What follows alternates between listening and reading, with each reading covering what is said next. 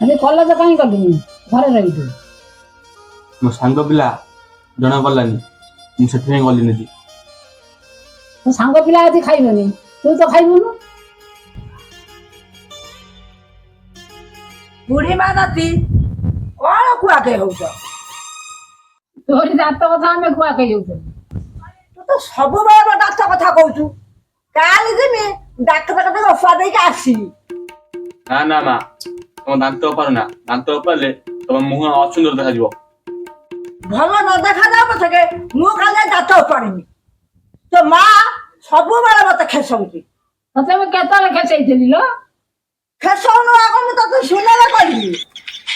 ତମ ତ ପ୍ରବଳ ବିଷ ଆଉ। ମା, ତମେ ସେ ମାକୁ ଦାନ୍ତ କଥା କହିଲେ ଭାରି ରାଗୁଛି ସେ ମା ନ।